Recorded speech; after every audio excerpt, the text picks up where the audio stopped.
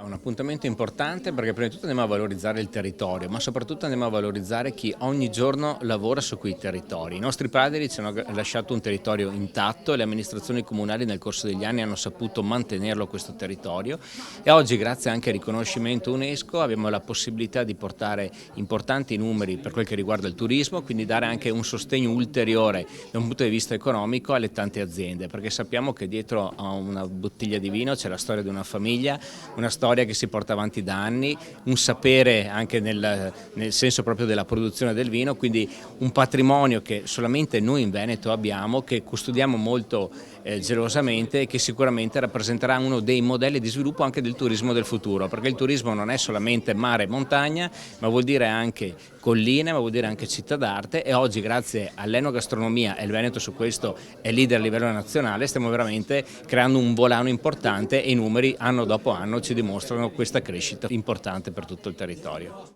La Primavera del Prosecco Superiore è un evento importante che quest'anno compie 28 anni. 28 anni,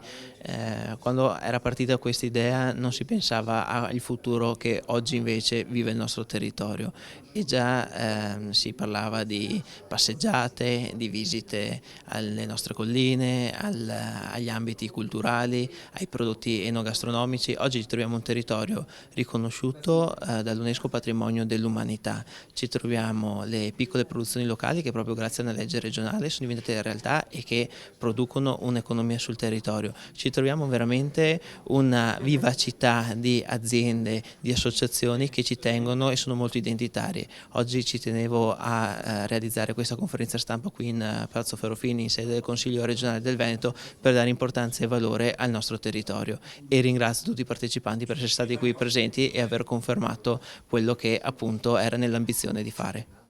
Sì, abbiamo la fortuna di essere praticamente a metà strada e a me piace dire che siamo un po' l'anello di congiunzione come sito UNESCO delle colline del Prosecco di Conegliano e Valdobbiadene tra il sito UNESCO di Venezia e la sua laguna e le Dolomiti, e ovviamente pensando in un'ottica di medio periodo a quello che sarà il 2026, anno delle Olimpiadi, che vedrà nei fatti il Veneto al centro dell'attenzione mondiale, per cui il fatto di essere appunto un punto proprio di incontro tra questi due siti diventerà un modo per promuovere non soltanto le colline del Prosecco di Conegliano e Valdobbiadene, ma in realtà tutto il Veneto con i suoi 9 siti, partendo appunto da Venezia e da Cortina. Questa manifestazione è nata 28 anni fa, in modo un po' travagliato, ma è stata un'idea che abbiamo voluto portare avanti, quello di abbattere un po' i campanili e creare un campanile unico del territorio del Conegliano Valdobbiadene, che poi è stato premiato anche con il riconoscimento UNESCO. Noi ci illudiamo che magari un piccolo granello ce l'abbiamo messo anche noi in tutto questo. E è una manifestazione che si implementa di anno in anno. Oggi sono 18 mostre del vino che vanno soprattutto da metà marzo a metà giugno, si seguono e avvengono in tutta la primavera praticamente, che coinvolgono 1500 volontari, 160 cantine che partecipano alle diverse manifestazioni e poi tante altre iniziative, coinvolge tutti gli istituti scolastici del territorio che si occupano di turismo e come la scuola enologica di Conegliano anche del prodotto stesso. E i ragazzi, 160 ragazzi che partecipano e che coinvolgiamo negli infopoint, questa è una cosa del tutto originale che da anni facciamo, che in ogni mostra, ovviamente nei momenti di maggior afflusso, soprattutto il sabato e la domenica,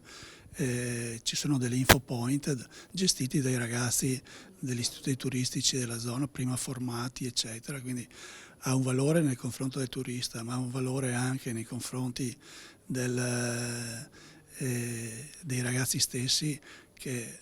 magari conoscono bene Praga o New York, eccetera, sanno tutto e non conoscono il loro territorio. E questa è una grande cosa fondamentale che noi facciamo, proprio pensando anche al futuro di loro, che possono anche, da un punto di vista turistico, lavorare sul territorio stesso dove abitano.